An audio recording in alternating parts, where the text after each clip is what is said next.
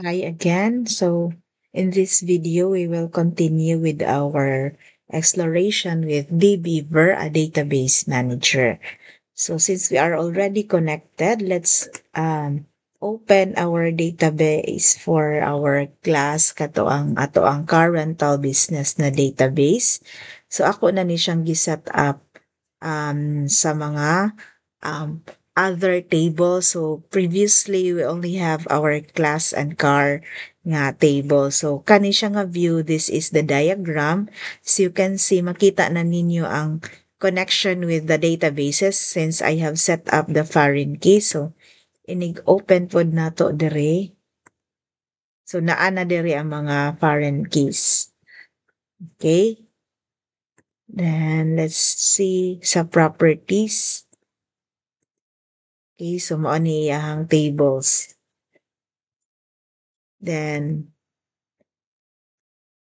aside from that, I already have um, exported some data from Macaro sa para manaanay data ato ang table. So, example, kani ang class.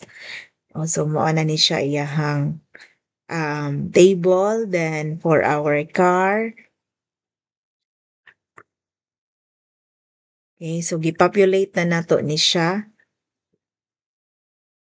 Then, for our customers, so mao ni siya to ang gigamit. Ako lang blanco ang ilaang middle name. Then sa employees, so mao ni siya ang employees na table. Then for our rentals, so giset up na sa nina ko daan.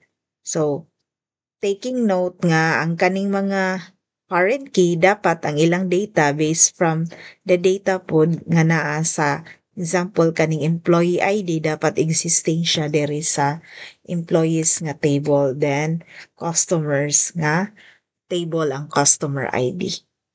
Okay, so ang employee ID since ang ako ang gi-connect ani kay kadto ang driver's license. So mana siya. Then sa customer ang akong gi-connect is the customer ID, not the driver's license. Okay? So for this is just for mock lang nga mga data. Okay, so in our next video, I will introduce some select nga mga queries on how you can query some data from your databases.